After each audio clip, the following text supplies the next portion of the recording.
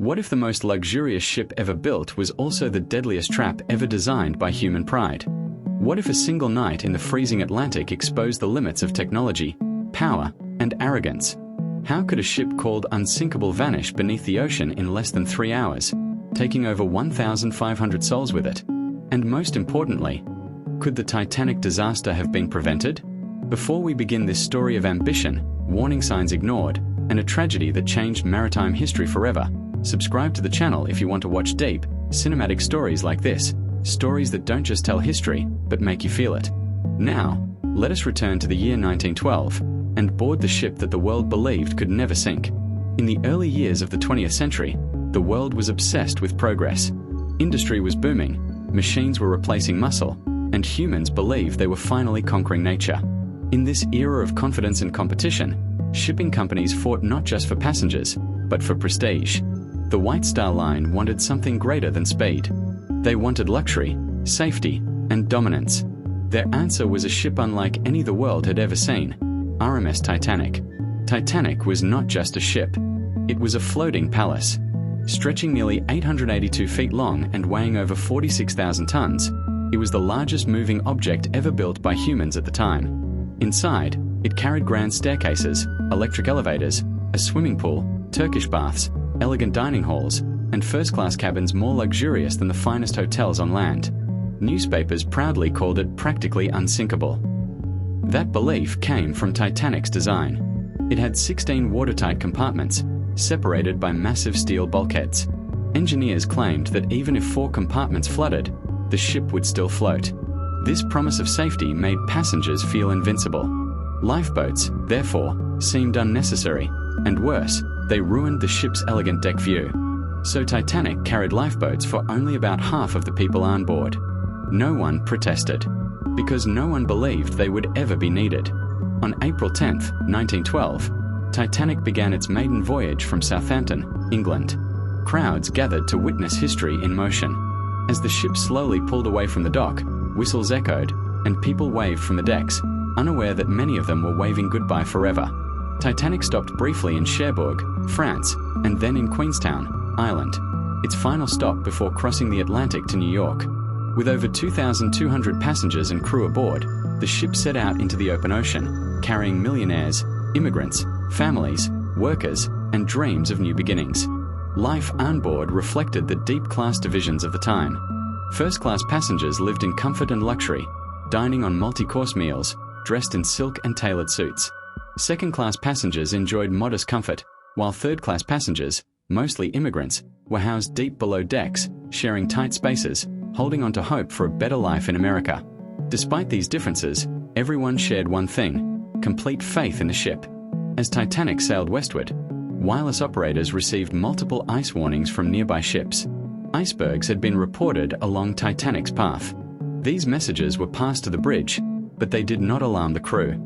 Ice was common in the North Atlantic in April. Titanic was strong. Titanic was fast. Titanic was unsinkable. Captain Edward John Smith, the most experienced captain in the White Star Line, commanded the ship. This was to be his final voyage before retirement, a proud ending to a long career. Under his command, Titanic maintained near top speed, around 22 knots, despite the ice warnings. On April 14th, the ocean was calm. The night was unusually still. There were no waves breaking against icebergs, a natural warning sign that sailors often relied on. Lookouts stood in the crow's nest, scanning the dark sea ahead, but they had no binoculars. A small oversight. A fatal one. At 11:40 p.m., one of the lookouts suddenly spotted a dark shape directly ahead. Iceberg. Right ahead. The warning came too late. The ship attempted to turn, but Titanic was massive. The iceberg scraped along the ship's right side, tearing open the hull below the waterline. The damage was invisible from the deck, but deadly beneath the surface. Water began flooding into the ship. At first, passengers barely noticed. The impact felt like a gentle vibration. Some people went back to sleep. Others laughed it off. But below deck, engineers saw the truth. Water was pouring into 6 compartments, not 4. The ship was doomed. When the ship's designer, Thomas Andrews, calculated the damage, he delivered the unimaginable news to the captain. Titanic would sink. and it had less than 3 hours. As the reality set in, the mood on board Titanic slowly shifted from confusion to disbelief, and then to fear. Crew members were ordered to uncover the lifeboats.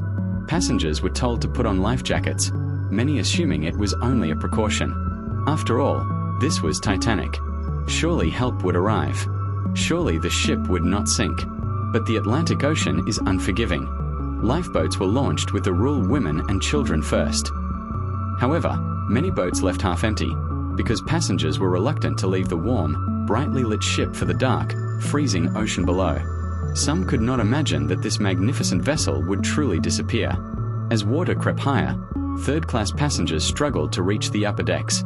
Confusing corridors, locked gates, and language barriers delayed many of them. By the time they reached the lifeboats, most were already gone.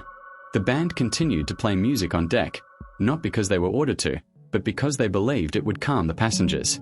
Their final song has been debated for decades, but their courage is undisputed. None of them survived. Distress signals were sent out. Flares were fired into the night sky. One nearby ship, the Californian, saw the flares but failed to respond. Another ship, the Carpathia, received Titanic's distress call and raced toward it, but it was 4 hours away. Time was running out. By 2 a.m., the bow of the ship was completely underwater. The stern rose high into the air. People clung to railings, praying, screaming, crying. Some jumped into the sea. The water temperature was below freezing. Survival in those waters lasted only minutes. At 2:20 a.m. on April 15, 1912, RMS Titanic broke apart and disappeared beneath the Atlantic Ocean. Silence followed. Over 1,500 people died that night. Some trapped inside the ship, others frozen in the water. Entire families vanished. Dreams ended. The ocean closed over them as if nothing had happened. When Carpathia arrived, it found only lifeboats and bodies drifting in the dark. Survivors were pulled aboard, wrapped in blankets, staring into nothing, unable to process what they had witnessed. The world woke up to the news in shock. How could the unsinkable ship sink? Investigations soon revealed the painful truth. Overconfidence, ignored warnings, insufficient lifeboats, and human error. Titanic did not just sink into the ocean. It sank into history, as a warning. Because the tragedy of Titanic was not caused by the iceberg alone. It was caused by pride, by silence, by believing technology had replaced humility. And even today, more than a century later, Titanic still asks us the same question. When humans challenge nature without respect, who truly pays the price?